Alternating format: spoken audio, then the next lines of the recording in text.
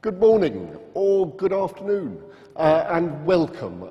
My name's Zar Sturgis and I'm the director of the Ashmolean Museum, and it gives me huge pleasure to welcome you here to our virtual opening of our new exhibition, Tokyo Art and Photography.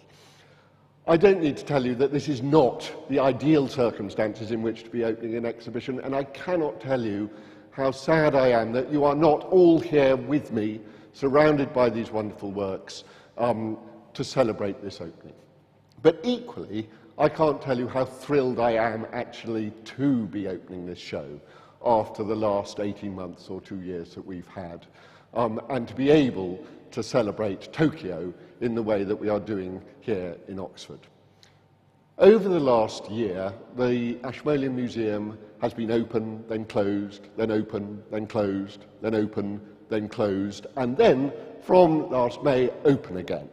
And since then, visitors have been coming through our doors in ever-increasing numbers, seeking the inspiration, the escape, the connection and reflection that really only museums can offer.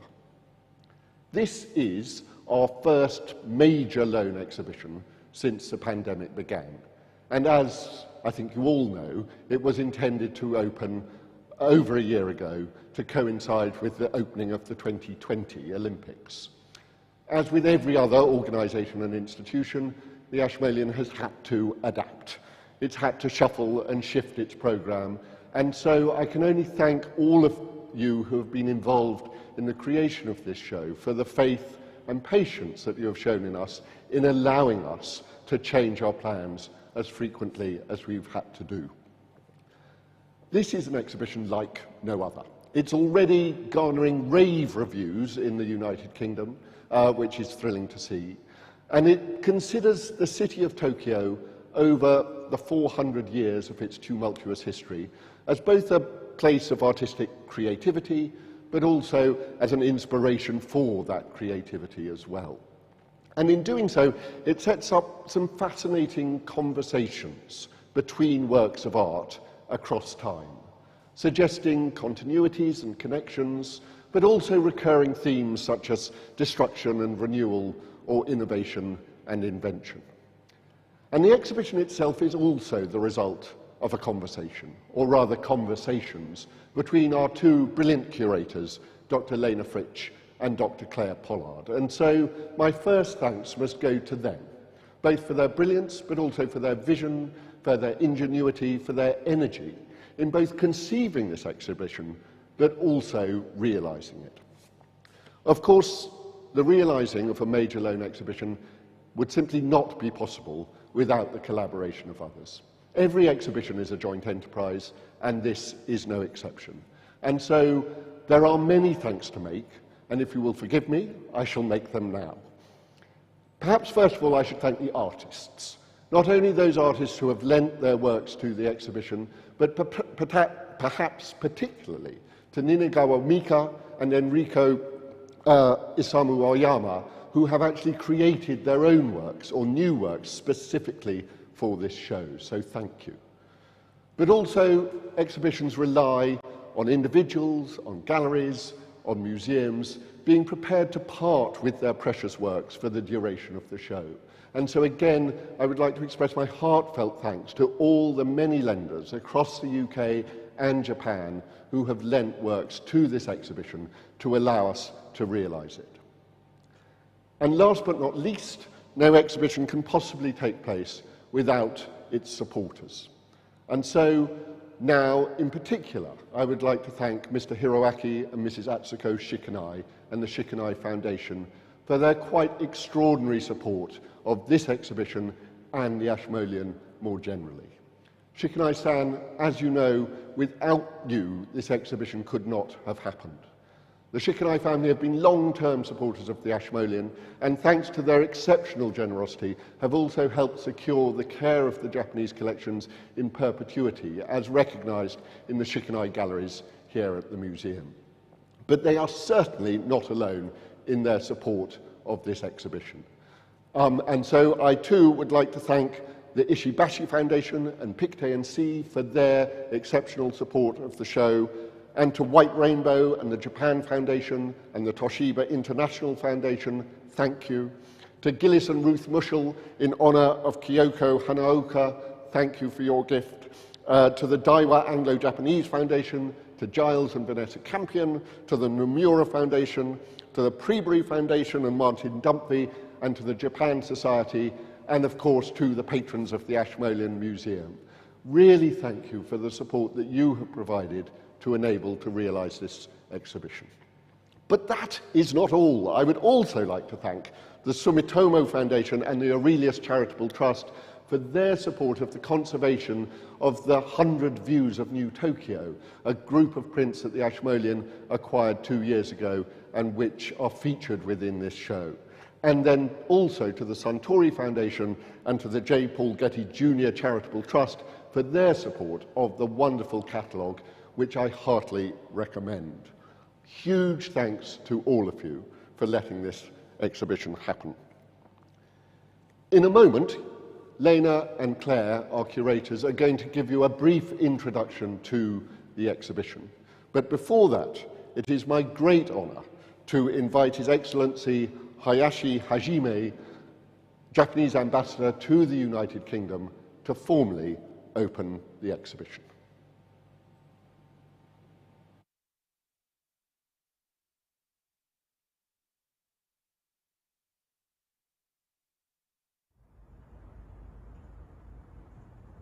Let me begin by expressing my congratulations to all who have been involved in bringing Tokyo art and photography to life. This ambitious show, displaying more than 200 works spanning 400 years, is what we have been eagerly waiting for. I'm very much aware of the illustrious history of the Ashmolean Museum, which is around 350 years old and has a distinction of being Britain's first university museum and the world's first such facility open to the general public. I have long wanted to visit the museum myself, especially since its highly acclaimed refurbishment in 2009, and hope to do so soon. Japan has enjoyed a special relationship with Ashmolean Museum over the years, not least in the wake of 1960 Cultural Agreement signed between Japan and UK, which paved the way for donation of 40 prints to the museum by the government of Japan, with these work now the core of the Ashmolean's contemporary print collection. Not only that, but Prince Chichibu, who was the second son of Emperor Taisho and Empress Teimei, as well as a younger brother of Emperor Showa, studied abroad at Magdalen College, Oxford, and later donated a ceremonial suit of armor to the college, which is now housed at the Shikanai Gallery at Ashmolean Museum. It is most fitting that the venue for the current exhibition is the very same as that which hosts those wonderful objects. While the traditional court culture that developed around Kyoto may be well known to those in the UK, the exhibition places front and center Edo, that immutable hub of the avant-garde, performance, art, and popular culture. As Edo developed into the international hub of Japan, the culture of the capital captured the imagination of people in Europe, and aesthetics of the generation have become epoch-defining symbols with lasting effect on art globally. Thus, with Tokyo now hosting the Olympic and Paralympic Games for the second time, there has never been a better moment to turn our attention to the culture of the city, and Tokyo art and photography does just that.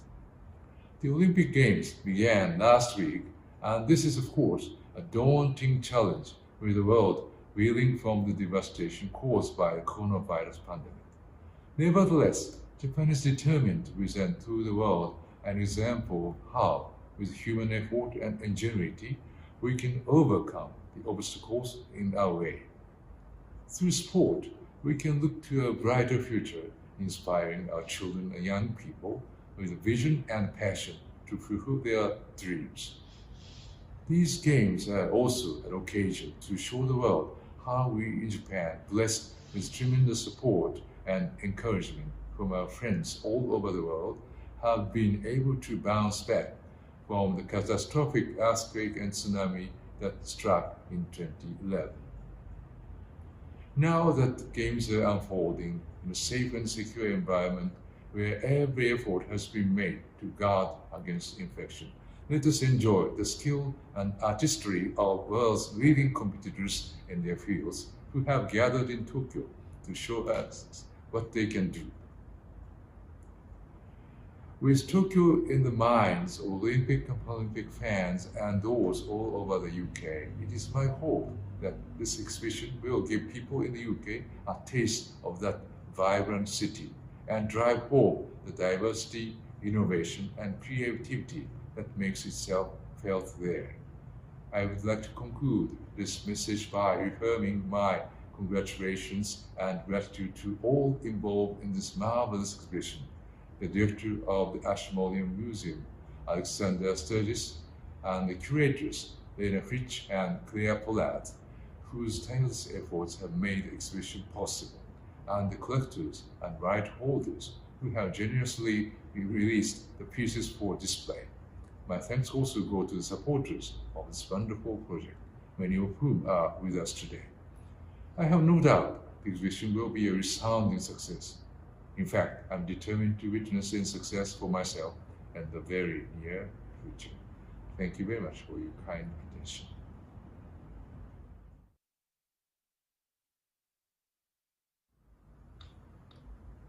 本日関係者の皆様のご参加を得て、東京アート&フォトグラフィー展が開催されますことを心からお祝い申し上げます。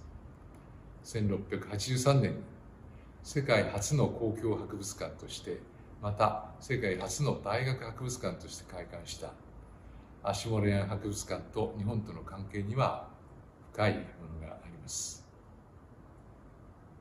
1960年に戦後の日英両国間の文化・学術交流を促進する目的で合意された日英文化協定の一環で、日本政府から寄贈された現代版画作品40点は同館の現代版画コレクションの基礎となっています。また、スポーツの宮様として国民に親しまれ、オックスフォード大学にご留学経験のある秩父宮様から寄贈された甲冑は、同館の日本ギャラリーのセンターピースとなっております。このように、我が国と縁の深い同館で、今般、東京オリンピック・パラリンピックに合わせて、東京をテーマとした本展が開催されることは、非常に意義深いものであります。本展は、京都を中心として発展した伝統的宮廷文化とは対照的に、近世以降の江戸・東京が大衆文化、前衛文化の担い手となり、国際的ハブに発展した過程をさまざまな芸術媒体を通じて考察する画期的な内容です。先週開幕した東京オリンピック・パラリンピックは、新型コロナウイルスという大きな困難に直面する今だからこそ、世界が団結し、人類の努力と英知によって難局を乗り越えていけることを日本から世界に発信したいとの思いで、またスポーツの力を通じて世界の未来を担う子どもや若者に夢と感動を伝えたいとの思いで開催されています。同時にこの大会は今からおよそ10年前、当時各国から多大な支援をいただいた東日本大震災から日本が復興を遂げた姿を伝える機会にもなると考えています。安全安心な東京大会の開催に向けて万全な感染対策を講じ、準備を進めてまいりました。世界のトップ選手が最高の競技を繰り広げることを期待しております。加えて、この日本に対する関心が高まる時期を捉えて開催される本展を通じ、未来志向の社会に向かって調和のある歩みを続けていく国際都市東京への理解がさらに深まることを期待しています。最後になりましたが、本展覧会開催にあたりご尽力されましたアシュモレアン博物館スタージス館長、ポラード学芸員、フリッチ学芸員をはじめとした関係者の皆様に深く敬意を表します。そして貴重な芸術作品の出品をご承諾いただいた所有者の皆様、サポーターの皆様など、この展覧会の開催にご協力いただいたすべての皆様に感謝申し上げますとともに、本展覧会の成功を記念し、私の挨拶とさせていただきます。ご清聴ありがとうございました。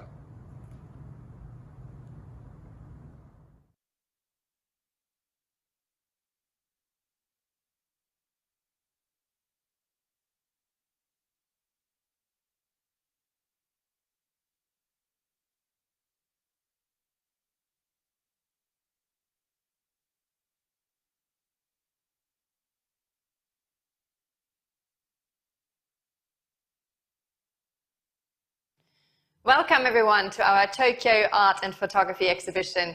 We're extremely grateful to our Japanese friends, so let us just say a few words in Japanese first. 日本での皆様、今回は本当にどうもありがとうございます。アーティストの皆様、ギャラリーの皆様、美術館の皆様、コレクターの皆様、本当に大変お世話になりました。もしイギリスに来られることがございましたら、ぜひ遊びに来てください。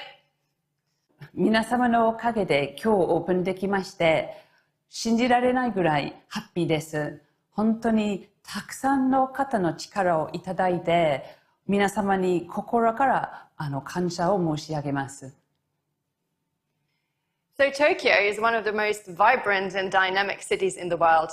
Our exhibition, Tokyo Art and Photography, celebrates 400 years of art in the city.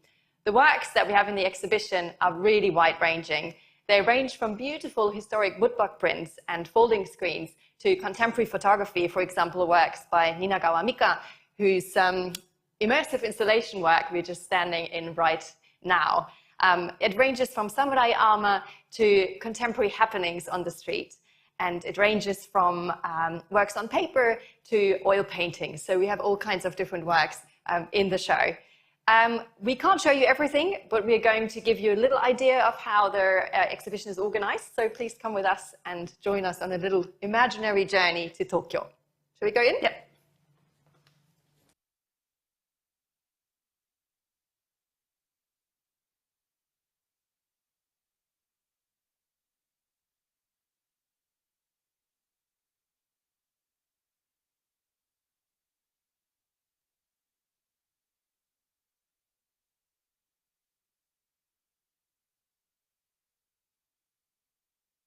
In our exhibition, we invite you to explore artists' diverse visions of Tokyo through three intertwined themes: the urban environment, the people who live in the city, and artistic innovation. Today, Tokyo is the largest metropolitan area in the world, with over 37 million residents, but it has its roots in a small fishing village called Edo. It only started to grow after the warlord Tokugawa Ieyasu made it his military headquarters in the late 16th century. After this, it grew rapidly and became the vibrant cultural centre that it is today. And we are now standing at the entrance of the first room in our exhibition. We see two works, a contemporary work from 2004 by Nishino Sohei, and a much more historic work from the 18th century, a map by Engelgard Kempfer. And we've juxtaposed those two works to basically show right at the beginning of the show that we have a more thematic rather than a chronological approach. And our exhibition is about the historic city, about Edo, and also about modern contemporary Tokyo. And so therefore we thought it's really nice to show those works together. Nishino Sohei actually walked around Tokyo for weeks and created this diorama collage work. So it consists of countless little film images of the city. And what we really like about this work is that it kind of represents a main theme in our exhibition, which is the Tokyo that you see in our show is very often a subjective, a personal Tokyo, and it's all about the relationship of different artists with their city. Maybe we go around the corner and you could tell us a bit about the beautiful Hiroshige works? Let's do that. And also, I should just say, thank you so much to all the lenders, also, of course, in the UK. We forgot to say that. Yes, a huge thank you to everybody who's made this exhibition possible. It really is a dream come true. And all the supporters, of course. Without you, this wouldn't be possible. So thank you. Arigato.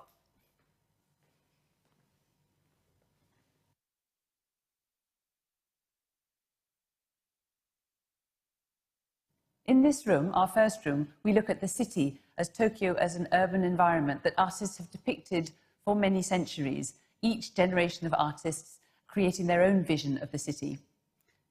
On my left here, we have a fantastic series of views of the city by the great 19th century print designer Hiroshige. These are from his monumental series, 100 Famous Views of Edo, and they show the city across the 4 seasons in different weather conditions. So next to the Hiroshige works, we have works by Yamaguchi Akira, which at first sight might also look like Hiroshige's woodblock prints, but actually they're not. Yamaguchi Akira is a contemporary artist who has been inspired by Hiroshige's wonderful woodblock prints, but he combines this inspiration with contemporary imagery and with futuristic images as well. And so we thought it's really fun to display those works next to Hiroshige's work. I should also say thank you very much to Mizuma Art Gallery for all your support with these loans. The work that we see here by Yamaguchi Akira shows Tokyo Tower, and Tokyo Tower, of course, is an important landmark in Tokyo, and so we have a whole little group dedicated to Tokyo Tower images by different artists. Speaking of landmarks, in our exhibition, it was important to us to show landmarks of the city, famous views of the city, but also more personal views of the city, more alternative views of the city. So speaking of personal views of the city, I really like this wall in which we present works by Takano Ryudai from his daily snapshot series that were compiled in a photo book called Kasubaba. He was very interested in the kind of more boring side of Tokyo, as he says, the kind of tsumaranai areas. And I think these kind of photographs are as much Tokyo as some landmark photos of Tokyo. And next to the works by Takano Ryudai, we have Miyamoto Ryuji's works from his cardboard series. So he's really focusing on the cardboard houses that you would find in Tokyo in which homeless people live. So again, a kind of urban structure that's also part of Tokyo and that you will really find in certain areas of Tokyo. Next to his works, we have the More More Riki Riki series by Mori Yuko, who has focused on the DIY constructions of train station staff. So there are earthquakes in Tokyo, often really small earthquakes even, that cause water leaks. And the station staff then often have to react quickly and spontaneously and fix these water leaks. And these little constructions have inspired Mori Yuko for her large-scale installations, and I'm really glad that we're showing these photographs in the exhibition. So of course we can't show you everything, but we're trying to give you an idea of the show. So, you know, sorry to everyone who's not included in our little tour. So let's move on. Lena mentioned earthquakes, and the idea of destruction and renewal is one of the main themes of our exhibition. Tokyo has constantly reinvented itself over the years in the face of fires, earthquakes, bombing during the Second World War, and just major urban regeneration. But disaster has actually stimulated some really powerful artistic responses, whether that's moving depictions of the chaos after an earthquake, say, or a celebration of the rebirth of the city after a disaster. On my left, I have some beautiful prints from the 1920s showing Tokyo after the great Kanto earthquake destroyed huge parts of the city and claimed many victims. This was in 1923, showing twisted metal and crumbling buildings. But on my right, I have a fantastic poster, which was kindly lent to us by the Museum of Modern Art in Tokyo, showing the first subway in Tokyo, which was built in 1927 after the same earthquake. And the bold lettering that you see says that this is the reconstruction of Tokyo and Tokyo's subway.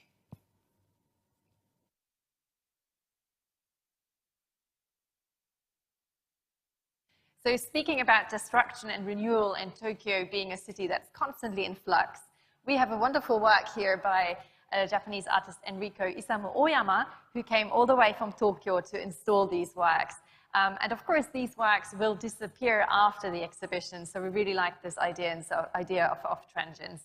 His works are called figurati, which is a play of words with the word graffiti in there, but also figurati, meaning figure it out yourself, because his works are actually abstract and don't have any kind of any word or so written in the work, so different to kind of conventional graffiti and tag works, if you like.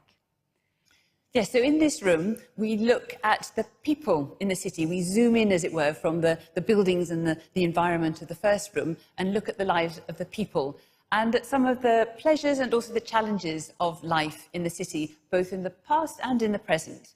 For 250 years, from the 17th to the 19th century, the city of Edo was ruled by the Tokugawa shoguns, the military rulers of Japan. And the case behind us shows some fantastic examples of art for the samurai. The samurai were expected to master the arts of war and look like mighty warriors with armour and swords, but they were also expected to master the arts of peace, to practice the tea ceremony and the no theatre, for example. In 1868, samurai rule came to an end, and a new government came into power, ruling in the name of the Meiji Emperor. And we have a fantastic scroll showing the Meiji Emperor and a beautiful example of a lacquer screen. Both of these are from the Hariri collection. The new government set out a huge programme of industrialisation and modernisation, which transformed the city and really inspired its artists. But the rest of the room looks at ordinary townspeople in the city, the ordinary merchants and artisans catering to the samurai, and also the people of today. Yes, so it's kind of the entrance area of the room is all about more historic works, and then when you go further into the room, you will see a lot of contemporary photography.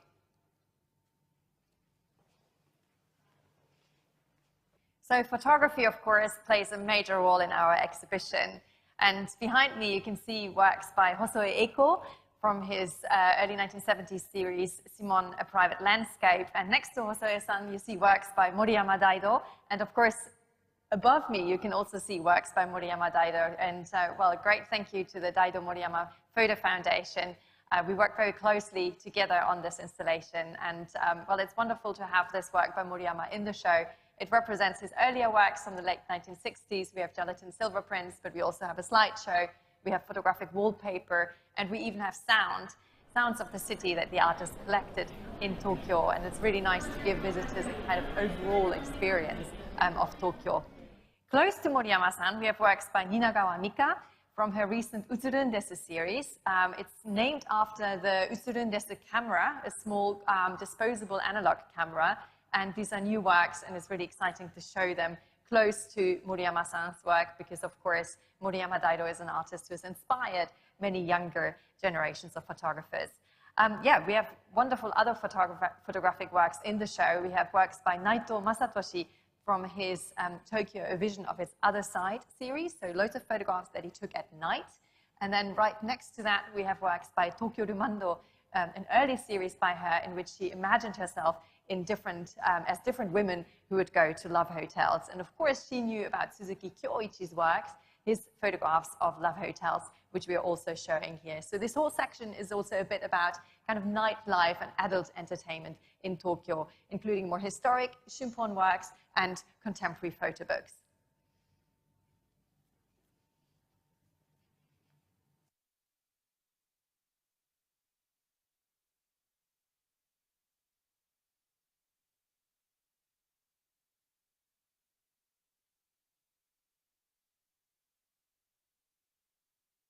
In the third room of our exhibition, we look at Tokyo as a centre of artistic innovation. Until the 16th century, Kyoto was the cultural heart of Japan, but soon after the Tokugawa shoguns made Edo their base, the city developed a vibrant culture of its own, and this artistic creativity was expressed in the woodblock prints, which were closely associated with this city. On my left, we have a wall of innovative prints from the 1760s to the 1970s. Also in this section of the exhibition, we have 3 contemporary works by Aida Makoto, Machida Kumi and Matsui Fuyuko, all of which draw on traditional imagery or use traditional techniques. So this final part of our exhibition is all about avant-garde art over the last 50, 60 years.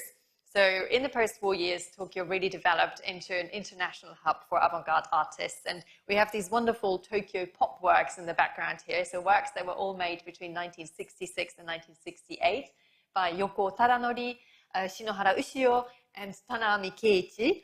And what was really interesting about this time is that pop art gave artists in Tokyo an opportunity to link with other parts of the world, particularly with New York. So Yoko Tadanori, for example, was commissioned to create a poster for an exhibition, a poster survey exhibition at MoMA. Shinohara Ushio was strongly inspired by American pop art, but linked that very nicely with more traditional imagery. And Tanami Keiichi, one of the works that we have here, actually was one of the winners of a competition for an anti-war poster.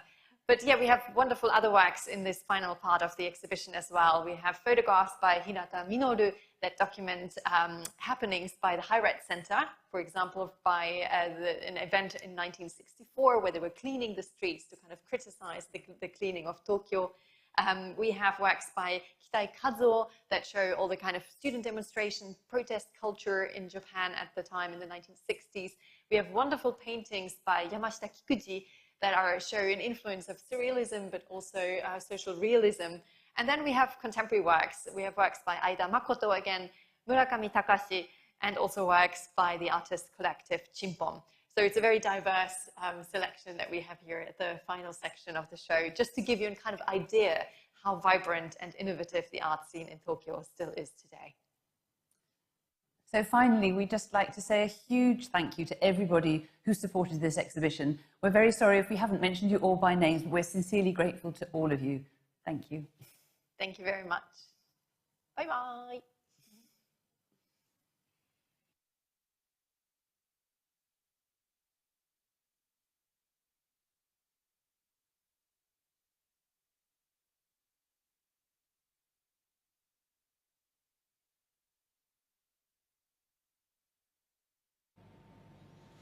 So thank you again for joining us for this live stream opening of our Tokyo exhibition. The doors open to the public in half an hour. I've just been told we're completely sold out for the day. And the exhibition runs until early next year. So I do hope that in the months ahead, as travel becomes more possible and safer, that you will all have a chance to come to Oxford and see the exhibition for yourselves. And I very much look forward to seeing you then.